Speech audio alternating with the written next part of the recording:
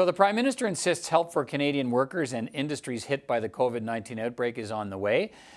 We might hear more about that as early as tomorrow. What should we expect? Let's go to the foyer of the House of Commons tonight and three members of Parliament to discuss the latest. Greg Fergus is a Quebec Liberal MP and the Parliamentary Secretary to the President of the Treasury Board. Pat Kelly's an Alberta Conservative MP and the Associate Finance Critic for the Official Opposition. Peter Julian is a British Columbia MP and the Finance Critic for the NDP. Good to see you all, gentlemen. Thanks for being with us tonight. Again, lots to talk about as this story continues to evolve. Mr. Fergus, let me start with you. Prime Minister, the Deputy Prime Minister, the Finance Minister are all promising the federal government will be announcing support measures for workers and sectors hit by the fallout from the COVID-19 outbreak. Can you tell us when that will be announced? I'd be happy to tell you about that, but before I do, let me just say right off the top, I'd just like to thank Canadians, especially for all healthcare workers, the chief medical officers and provinces across this country for cooperating so well on dealing with what is an important public health situation. And to that end, as the government has done and as Parliament has done, we are coming together to making sure that we're going to be announcing some measures which are going to be helping Canadians deal with this particular situation. Can you confirm we'll get those details tomorrow? I can confirm that we will get those details tomorrow. Okay.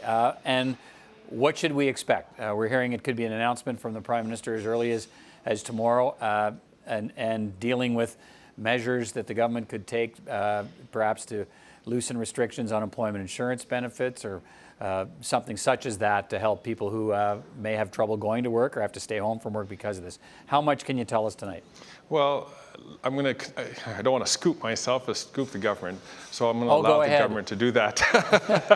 Go ahead. Let them announce that tomorrow and with the fullness of time and the fullness of information. But what I can say, though, is that it's really important that the reason why Canada has done so well compared to so many of our neighbors and people around the world, and we're recognized as being leaders on this file, is because we've made sure that there's a lot of transparency, that we've shared information, that hospitals and provincial health ministries, as well as the federal health ministry, have been working together to deal with this fight against the coronavirus. Right. And I think it's just really important that we always try to stick together because, you know, germs, they don't know any partisan issues. They just act. And so we have to make sure that we're united. Okay, let me hear from your colleagues here. Mr. Kelly, your party attacked the government again today for deficit spending instead of building surpluses over time for an economic shock, such as this. But now that we're here, how do you want to see the government respond to the economic impacts of COVID-19? When you hear what the Prime Minister has to announce tomorrow, what do you want him to be talking about? Well, it's a real shame that the government squandered the booming global economy that it inherited, along with the strength that the previous government left it financially. And so now that Canada faces a whole series of crises, the virus is one among many really troubling headwinds that we're running into. We saw in the fourth quarter of last year, economic growth had ground just about to a halt with only 0.3% growth. That was before the virus broke. We had the blockades and have capital flight that has taken place in response to the blockades. We've witnessed this recent crash in the markets, but the catastrophic collapse of the price of oil is going to affect this government as well. So the fact that they had squandered the good fortune that they inherited has limited their fiscal capacity to act, and it's very disappointing. Let me. You've made the point about what they should have been doing. Now we're at a point where they're talking about helping out these sectors hit. So do you want them to spend more money or possibly give up revenue to be able to help those Canadians who are affected by this virus, or do you want them to not spend any more money? No, we want the government to table and show and be straight with Canadians on their plan. We have been concerned, notwithstanding Mr. Fergus's comments about the level of transparency. We had been calling upon the government to table its plans earlier, and I think there's quite a bit of uncertainty around how prepared this government is for the crisis. And we do look forward, though, to tomorrow's announcement, and we'll have more on that when we know what they have announced. Mr. Julian, the Democrats repeated your demands, the party's demands today, for support for workers. How urgently do you believe the government needs to announce these supports? Let's start there. If we get this tomorrow, are you satisfied that, okay, they're moving quickly? Well, we'll see what the details are. I mean, they've been weeks overdue. This is not something that developed a few days ago. It's been weeks in the making, and last week the finance minister could only promise to make an announcement at some point. I would praise the provincial health authorities, particularly in British Columbia. The BC government has been really stellar in being proactive, and the provincial health officer as well. So even though we are seeing progression in the outbreak, the provincial health authorities have been acting without a lot of federal leadership. What they need to announce tomorrow, number one, is a plan so that workers actually who don't have access to paid sick leave don't have to choose between feeding their families and quarantining themselves, so that that dire choice is taken away and the support is there. Number two, we've seen under both Conservative and Liberal governments a cutback in healthcare funding, and what we need to do is provide the healthcare resources so that people get the care that they need.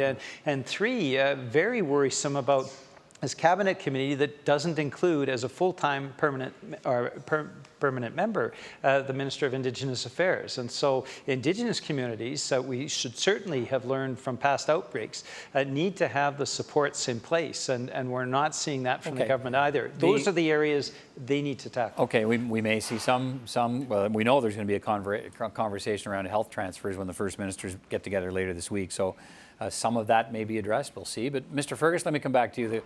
I mean, it's been pointed out by Mr. Kelly and by others, of course, that this COVID-19 shock really can't be looked at in isolation. Oil prices are soft, economic growth is being revised downward, and I guess I want to look ahead a bit. Should the government open the spending taps in the upcoming budget, not just with whatever it's going to announce tomorrow? And I get my understanding is this will be the first in a wave of announcements to help people who are dealing with the COVID-19 outbreak, but should the government be looking at a stimulus budget beyond whatever immediate help is announced for those hit by the virus tomorrow? Well, I think, first of all, I just have to correct the record. I think there's a couple of things that Mr. Kelly said which is not correct. This government has a stellar economic record. We've had 1.2 million people who didn't have jobs 4.5 years ago who now have full-time jobs. We have over 1 million people who've been taken out of poverty. And I think Canadians understand, frankly, is that when you work together, and we share that prosperity together, then I think we're also more inclined to make sure that we share the risks together. But this is what we're doing on terms of what I'm asking is that I think there's an acknowledgement in all quarters that the economy is softening. Some people are talking about it's heading for a recession. So does that argue for spending even more when you unveil the next budget? Well, all I know is that the measures which are going to be mentioned tomorrow is that we'll have the fiscal capacity to do so because Canada has the best fiscal capacity out of the G7 countries. We have the lowest debt to GDP ratio. We have some of the strongest job growth which has happened. This is the reason why that we're going to be able to tackle this problem together. Mr. Kelly, you're an Alberta MP. Do you believe there needs to be direct help from the government for the province of Alberta, perhaps announced as early as tomorrow? Or at the First Minister's meeting, or maybe in a budget? Do you think Alberta, given what's happening with oil prices lately, do you think Alberta needs direct help? Well, this government, I think that the people in my riding, what they have wanted from this government from the beginning is to just stop making things worse. This government has undertaken so many different policy directions that have harmed the workers in my riding. I have workers in my riding that have not worked in 4 years. The employment growth. But is the government responsible for the drop in oil prices in the last 48 hours? They're not. The drop in oil prices of this week, of these last couple of trading days, has been catastrophic. That's not something that's been unfolding for the past 4 years. This is a new element to the crisis, and it's going to affect the revenues at both the federal and provincial government levels. Does Alberta need direct help from the government? Well, it needs a government that will stop killing projects. I mean, we have seen capital flight from Canada, but specifically in the energy sector, which affects my province throughout this government's tenure, and to stop punishing the sector that has been such an economic driver for Canada for so long would be what I would suggest this government do. Mr. Julian, let me move to you. The health minister is consulting the provinces because they've reported a gap in resources in some cases and equipment to deal with a wider outbreak, if that's what we get. The federal government's looking at bulk procurement of supplies. And I guess my question is this, are you concerned that the government is trying to identify gaps now instead of making sure there are never gaps in preparation for these kinds of medical shocks? Well, of course, yeah. I think that's the key point, Peter, that when the government, when it continued with the Harper-era cuts to healthcare funding, left Canada very vulnerable to what we're seeing right now. And thank goodness we've got provincial health authorities that have stepped up in a number of provinces, including British Columbia. I think the important thing is that the government take action, and it has been so slow to actually move forward on these areas that it's quite disconcerting. I'm hoping that will be addressed tomorrow. Then there's a broader issue of stimulus, and we believe that we need clean energy stimulus in the economy.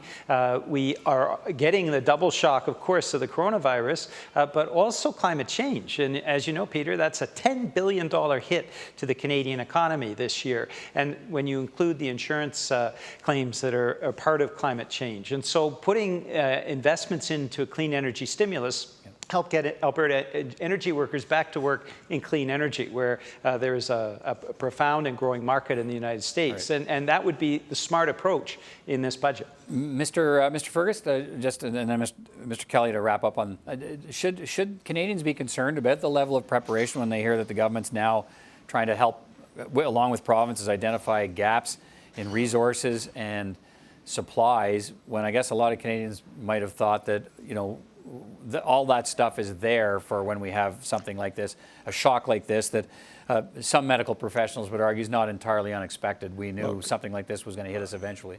Precisely, and this is a reason what the lessons that I think Canadian successive governments have learned since the SARS outbreak back in the early 2000s. What we have done is that we set up the Public Health Agency of Canada. We have set up procedures and protocols with all the provinces.